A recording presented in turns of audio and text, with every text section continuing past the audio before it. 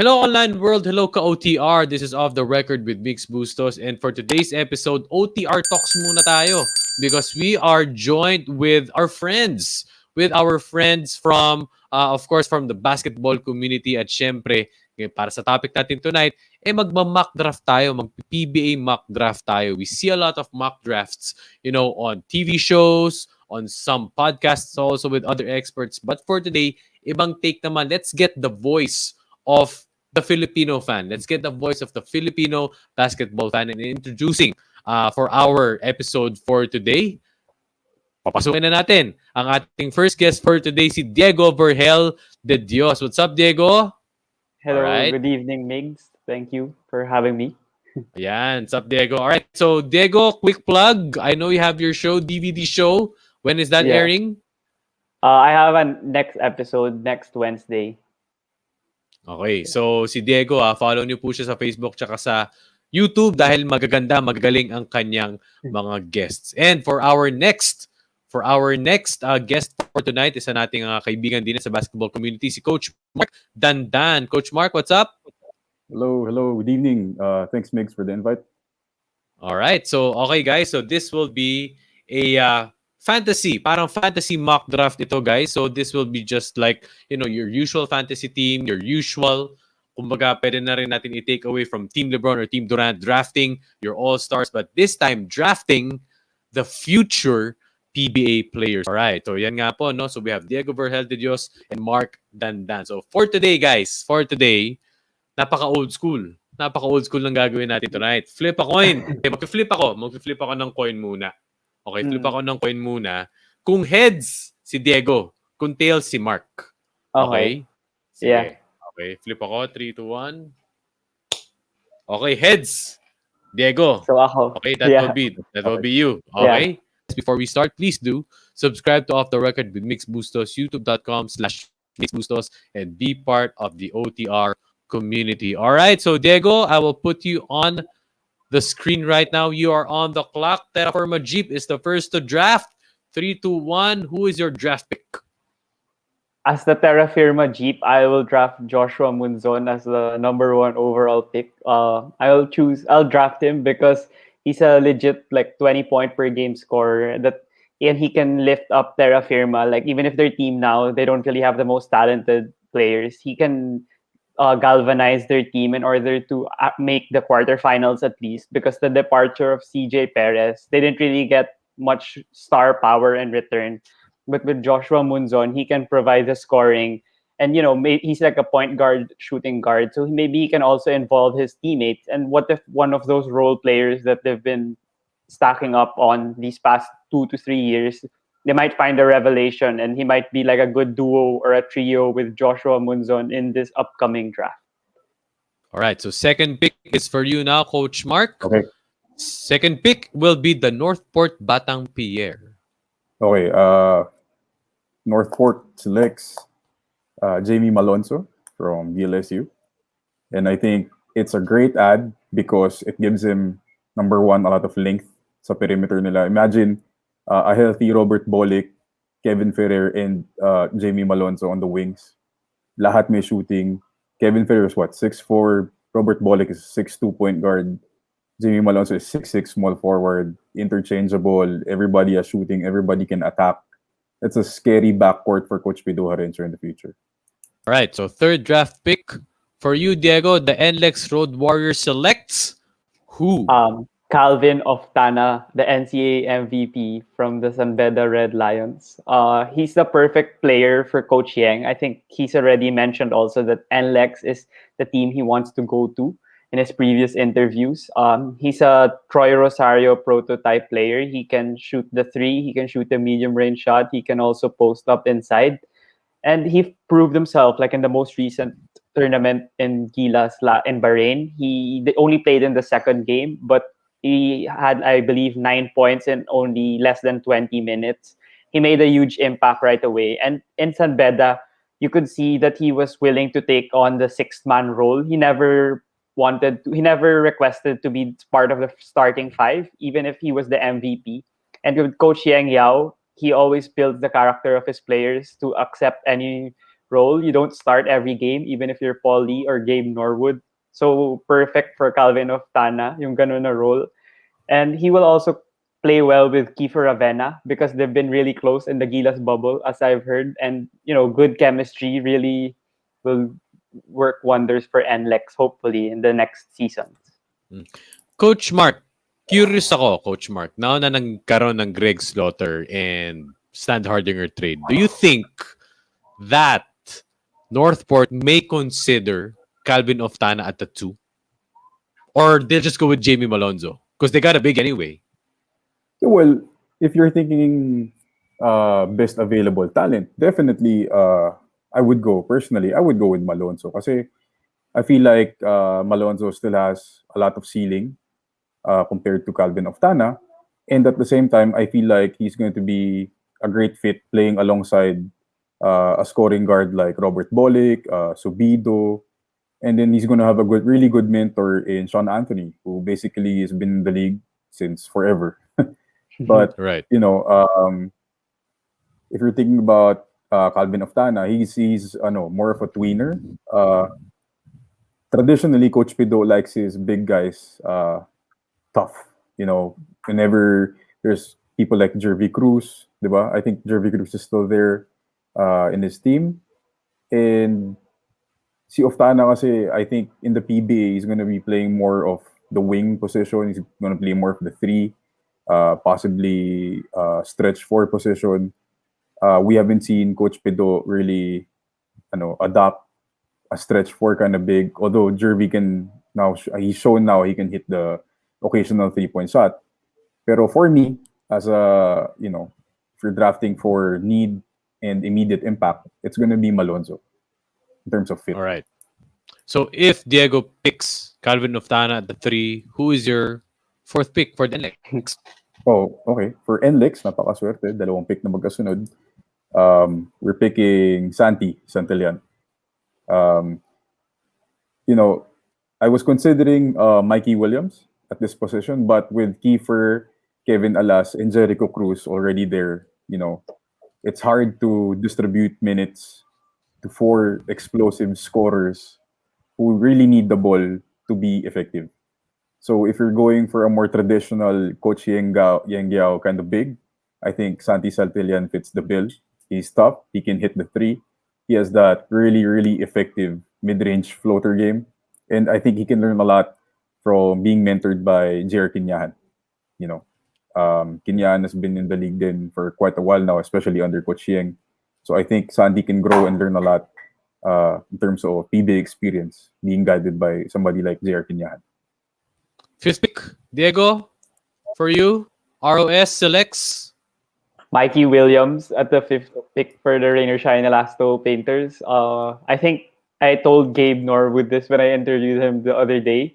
I told him that Rain and Batak was kind of forced to play the point guard position in the bubble because they lacked the point guard. They didn't have any pure point guard on their team. Maybe Chris Rosales was the only one there, but they also didn't re-sign him to a new contract anymore. So Mikey Williams would fill in the scoring and the playmaking duties for Rain or Shine, especially because James Yap and Gabe Norwood, they're already in the latter stages of their career. So Mikey Williams will be a great pairing with Reina Batak and JV Mokpon, since that's the new core of Rain or Shine for the next 5 to 10 years.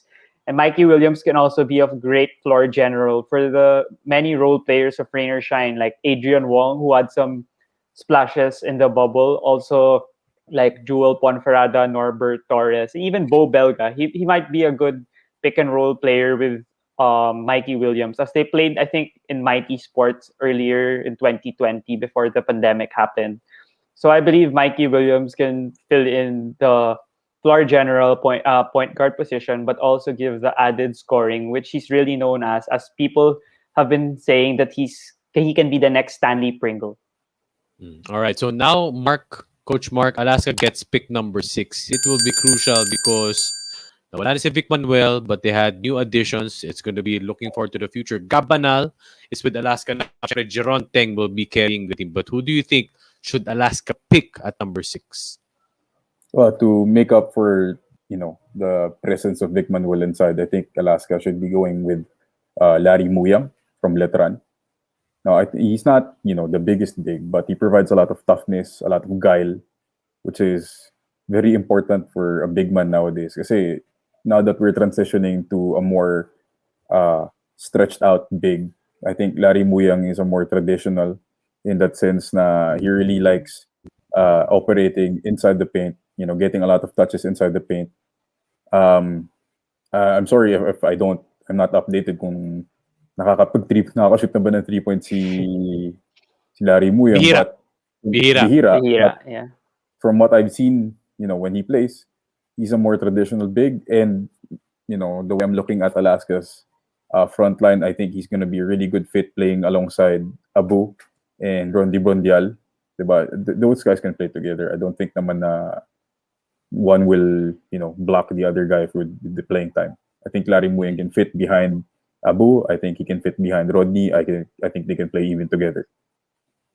Had a semi-final finish in the PBA bubble, Diego. Phoenix Super LPG. They lost Calvin Abueva, of course, to Magnolia. But now, still good in a sense that they'll get number 7. There's still available talent. Who will be the best available talent, if ever, they draft at number 7?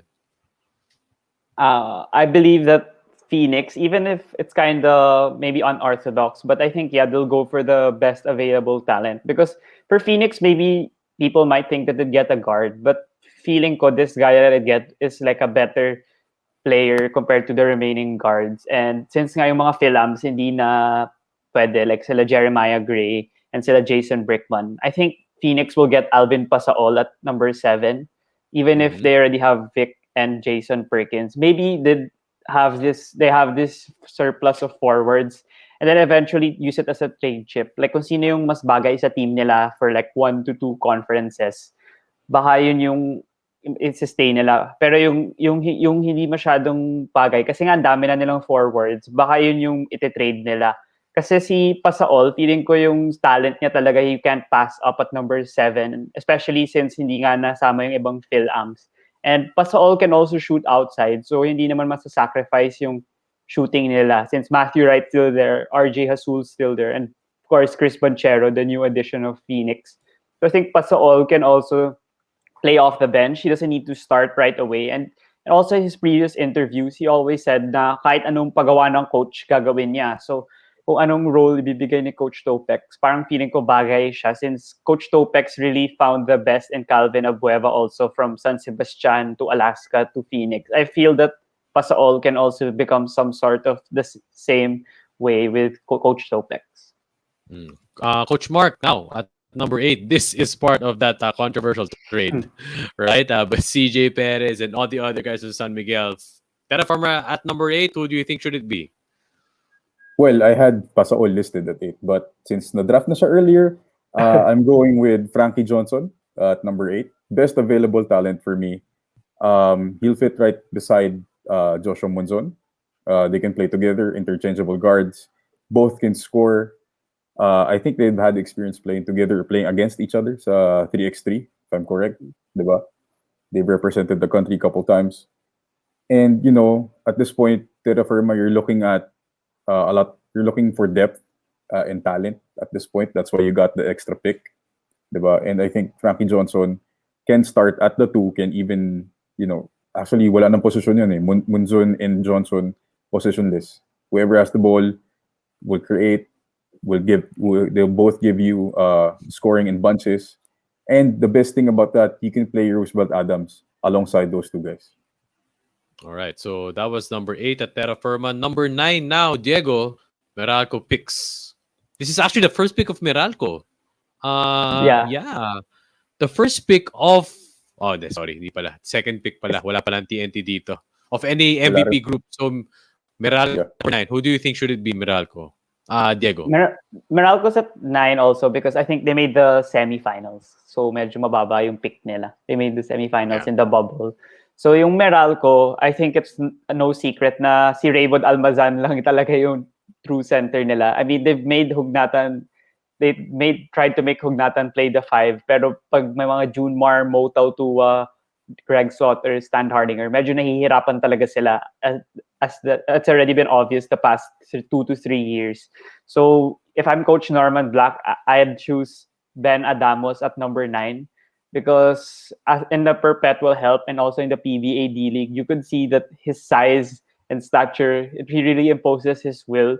He has the skill set, inside and outside also. He can maneuver around all the different schemes of Coach Norman. He's a versatile big, and he can also rim protect for Meralco. And syempre, si Raymond Almazan din, gusto rin niya, he likes playing outside din. Pwedeng mag-interchange sila or pwede ding sabay, depende like who they're against. And Ben Adamos can also be trained by Coach Norman, as you've seen with Raymond, naturuan niya. Kasi nung after rain or shine, medyo bumaba yung laro, maybe I think because of the injury. Pero I think Ben Adamos will shore up the front line of Meralco. Kasi ever since 2015-16, talagang wala silang big man. So ito yung tingin kong perfect answer for it. Kasi even, I think sa bang mock draft, si Ben Adamos mas mataas pa nga eh. Kasi I think the other people have seen him more than I do because I haven't really seen him play a lot, especially nung San Beda, hindi siya masyadong babad. Pero nung last few games, yung highlights, nakita ko talagang impressive siya in terms of his play. And you said it, Diego. He was formerly from the San Beda Red Lions, transferred to Perpetual Help under Coach Frankie Lim. Number 10, Coach Mark. Magnolia. Okay, number 10. Again, I had Ben Adamos at number 10 for Magnolia. But since he was taken... Pangalawa na, Diego, ha? Oo nga. Pangalawa na. Oo nga. Sige, Coach, sinong number 10 mo? Number 10 ko, I'd be picking James Laput from DLSU. Ayun. I think, nag-aangatan na, Coach. Nag-aangatan na kasi nawala yung mga gray, etc. Nag-aangatan na sila. Okay, go ahead, Coach. Well, I think, number 1, I think that James Laput had some really bad luck nung one and only UAP year niya with this injury na hindi niya napakita talaga kung anong kaya niyang gawin on the floor. But in the times na, especially nung nakalaban namin with UP, he was a solid rim protector. He got a lot of rebounds. You know, he did his role to perfection. I remember DLSU was going with the front line of Malonzo, Baltasar, and James Laput. So that was 6'6" and above. it was parang UAP team versus an SBP team. Joke lang. Pero grabe yung iba yung ceiling that he provides because he's a legitimate 6'9", 6'10" guy. And with Magnolia, you know, Rafi Rivas this is his 20th year playing in the PBA, 21st, something like that. Yeah. You know, he's not getting any younger, and I think James Laput would be a great understudy to Rafi Rivas this year. He'll provide a lot of toughness and definitely, you know, save Ian Sangalang some unwanted pounding down inside the paint. Diba? You can throw Laput at Junmar, you can throw Laput at Greg Slaughter, at Stan Hardinger. Diba? So matitipid mo si Sangalang to do his thing on offense. Northport again picks at number 11, Diego. Para sa'yo? Since Northport already picked Malonzo at number 2 and he's a wing player, I was actually thinking of getting Jerick Hanmisi since baka they need more shooting, especially kasi nung bubble medyo struggling sila. Pero yeah, Bolik wasn't there in the bubble, so medyo hindi sila kompleto nun. Pero I'd rather get a big for Northport because nung bubble, si Stan Hardinger sobrang pagod every game. Talagang wala siyang reliever. And yung backup bigs nila, medyo undersized. So now they got Greg, but then I think kulang pa din yun. So they need to get Troy Reich at number 11 for Northport. I believe that Troy Reich, parang si James Laput lang din yan. Yung 1 year niya sa NU, ang daming off-the-court issues, hindi siya nabigyan masyado ng malaking opportunity. Pero for him to play in Wake Forest with John Collins, and that college was where Chris Paul was from and Tim Duncan, it's really an honor for him to be there. So sa tingin ko, meron talagang skill set yan na mailalabas sa PBA. And he always says in his interviews as well that he's a really hard worker. And yun, kung hard worker talaga siya, bagay siya talaga with mga Sean Anthony players and Kevin Ferrer and Jamie Malonzo. So si Troy Reich, pwede siyang maging backup ni Greg Slaughter at the 5 or pwede rin siyang maging 4 kung malaki yung kalaban nila. So Troy Reich, he also has the 3-point shot and the medium range shot. So that's really good to complement with Greg Slaughter. Kasi si Slaughter, hindi naman talaga siya sobrang shooter from the outside or from behind the arc. So si Reich, feeling ko, pwedeng mag-complement well with Robert Polick, Jamie Malonzo, Greg Slaughter, and the whole Northport organization. So si Reich, he has a lot to prove and hopefully magawa niya yun sa PBA. All right. So lastly, for our last part of this mock draft, Coach Mark, sa'yo mo po ang Barangay Ginebra, but I want to ask you this.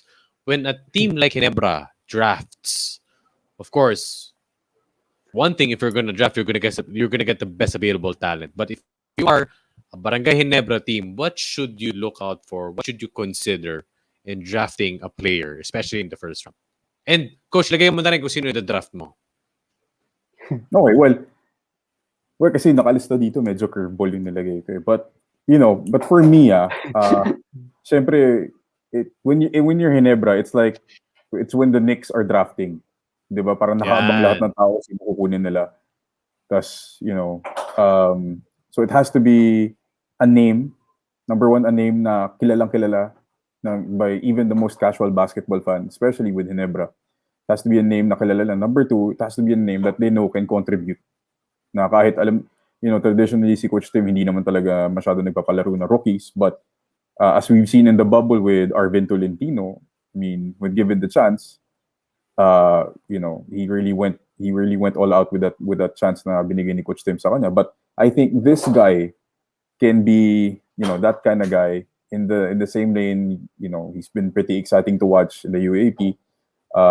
For me, Ginebra should be getting Aljun Melesio from DLSU. Number one, he can be a great protege to LA Tenorio, bred in the UAP, tendency to hit a lot of clutch shots in the end game. I mean, if you're talking about excitement, Melesio is one of the fastest point guards or players out there in the country. And he has unlimited range with his shooting.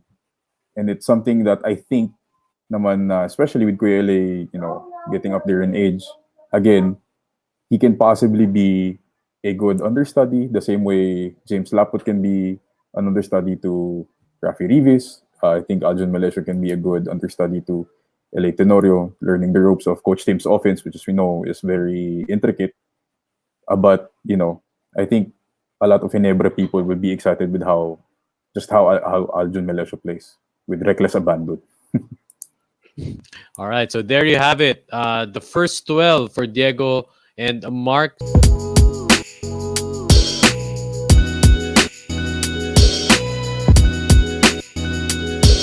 So once again, Diego Vergel de Dios and Mark Dandan. Guys, thank you so much for joining us here on Off the Record. And guys, I hope you enjoyed this video. Comment lang kayo guys kung anong tingin nyo sa video na ito. And do shout out na rin kayo sa comment section. Of course, right here in OTR with Migs Bustos. So once again, Mark and Diego, thank you so much for joining us here on Off the Record. And see you guys in the next episode. Thank you. Thank you. Thank you. Thanks, guys.